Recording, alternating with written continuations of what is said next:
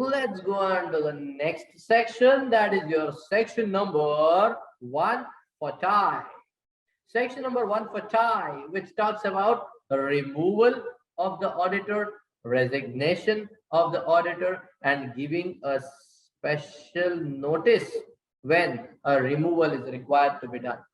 Think about the provision before you start reading or before we start discussing.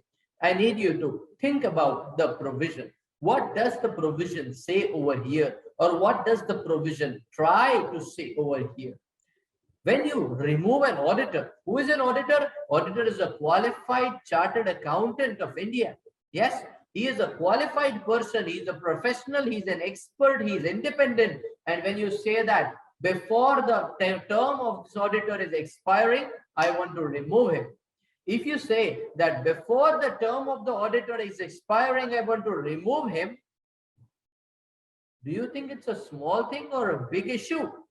Or if the auditor is saying, before my term is getting expired, I want to resign from the company and go away, you think it's a small thing or a big issue? Yes, of course it's a big issue, sir. Of course it's a big issue. Now you think, if it is such a big issue, in that case, this removal of the auditor which is happening, should it be brought to the notice of everyone who is connected with the company or not? And especially when the removal of the auditor is happening before the term of the auditor is getting expired, even the central government's authority, central government's approval may be required. Now, what is the provision with respect to removal or resignation? Let's have a look. Under section 140, first of all, let's talk about the resolution which is required to be passed. As we say, removal of the auditor itself is not a thing which a company will do in the ordinary course of its business. So, removal itself, we say it will require a special resolution only.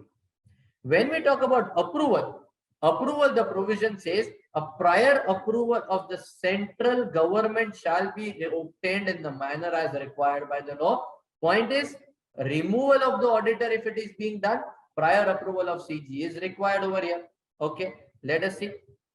The provision says procedure for obtaining CG approval for passing of special resolution. They said over here in the manner as may be prescribed. So we thought in the manner as may be prescribed means what? So the manner is prescribed in rule number 7 of the section. It says an application shall be made to CG. This application goes in form ADT, audit 2.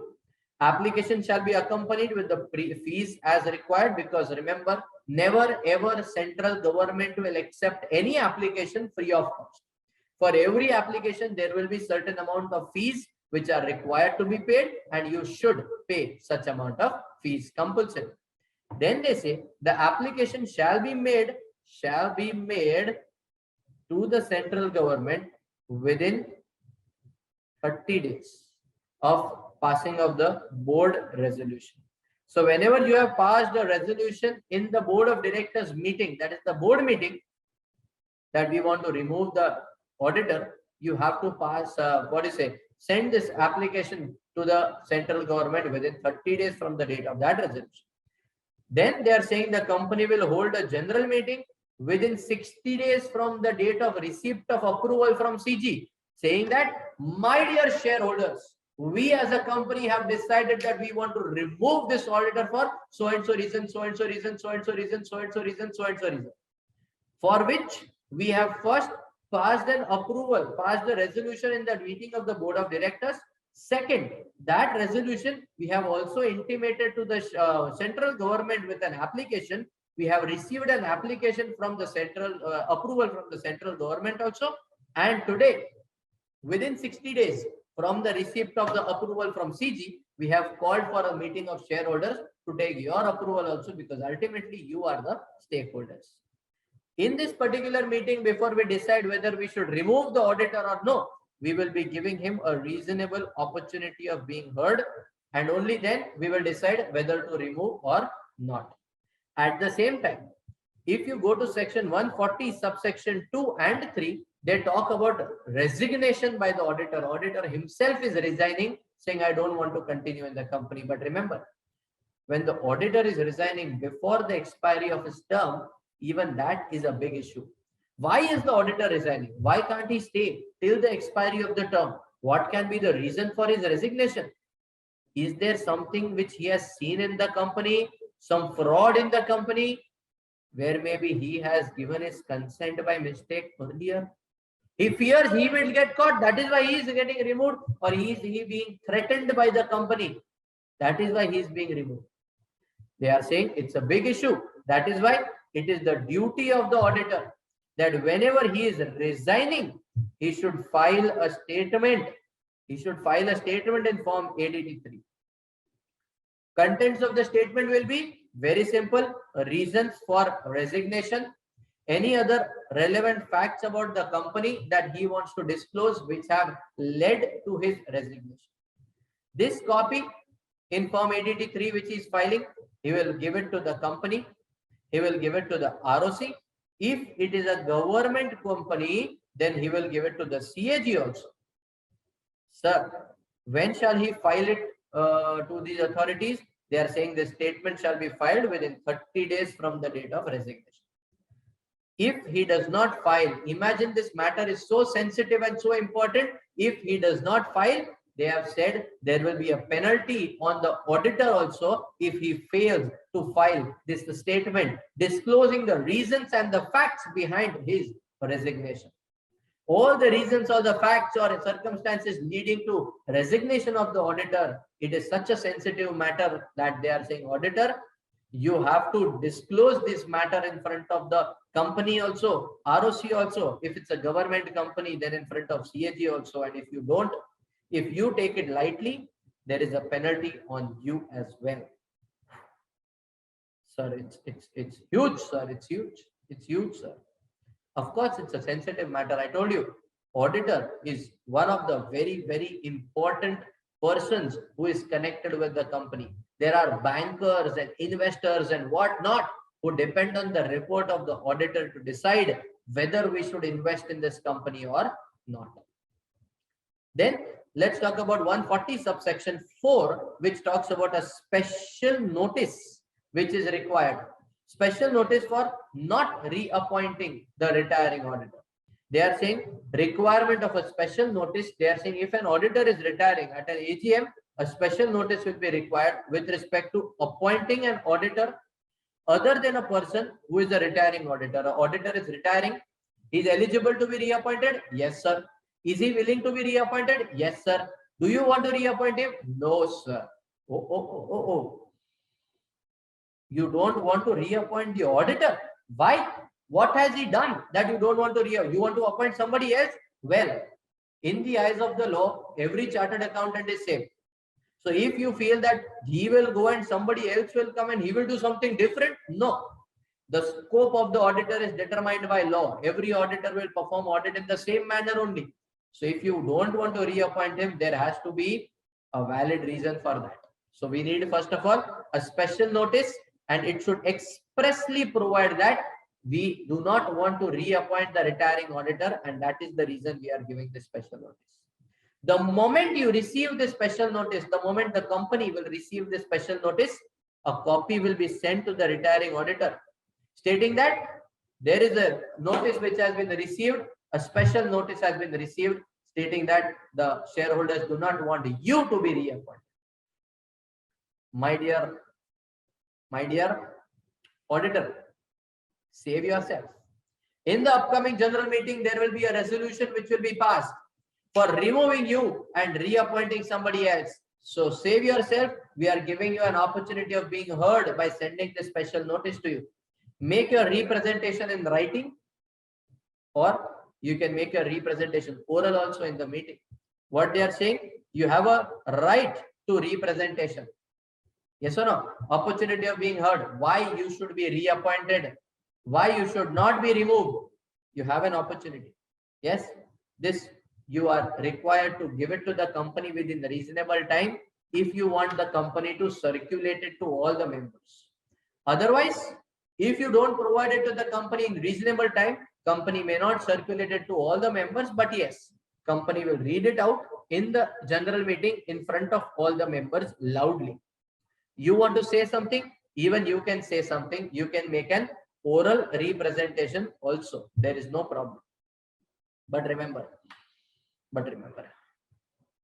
when you are making a representation, do not abuse your right to representation. Do not say anything which is wrong. Do not abuse your authorities, your rights. No, you only talk facts, that why you should be reappointed. That's it. Duties of the company, they are saying, as I said, company's duty to receive, circulate it to every member. If it is received within a reasonable time, there is a representation. If not, then read it out loudly in the meeting. Okay. Then the provision says intervention by the tribunal. When it is the representation is being read out, or when you are using your opportunity of being heard, and if it is felt that you are abusing your rights, then the tribunal will intervene in the particular case and also cancel your opportunity of being heard. Plus, they are saying the copies of representation need not be sent to the members at all, and the representation made by the auditor need not be read out also at the meeting if the tribunal is satisfied that the auditor is abusing his rights of being heard. Yes, the application to the tribunal may be made by the company or any member or any person who claims that the representation which is used by the auditor, I am feeling aggrieved because of it. My rights are being affected because of it. Is that clear? This special notice and all provisions will not be required if the auditor at that particular AGM is not being reappointed because he has completed his 5 years or completed his 10 years. So if he has completed his tenure, then it's okay. Of course, he is not going to be reappointed. In that case, the special notice and all provision will not be required. Power of the tribunal to order for the change of the auditor. If the tribunal at any point feels that the auditor is not working properly or he has received a complaint against the auditor, then the tribunal can suo moto on his own also require the company to pass a resolution for removal of the auditor. Plus, he can take action against the auditor. In addition to any action, he can also require the auditor to comply with the provisions of the law or punish the auditor as per the provisions of the law as well. Appointment of auditor by CG on an order made by the tribunal. This is extreme step. If an application is made by the CG, that tribunal just go and check if the auditor is working properly or not. The tribunal is satisfied after investigation that any change in the auditor is definitely required, sir. The auditor is not working appropriately. In that case, within a period of 15 days from the receipt of such application, an order will be passed that the auditor shall not function in the company in the capacity of the auditor, and the central government will intervene by appointing some new person as the auditor. Understood? Auditor, once he is disqualified, he will disqualified for a period of 5 years. Reasons for disqualification we have given over here. You can simply go through them. They are very simple provisions over here. Understood? When I talk about auditor, it will include auditor individual also, auditor firm also, auditor LLP also. So these are the provisions with respect to removal, yes, and resignation of the auditor. Also with respect to special notice required for the removal of the auditor. Is that clear? Removal or no reappointment of the auditor. I hope that is clear. Provisions are on the screen. Read them through, mark them through, read them properly. Then we will go on to the next section. Time starts now.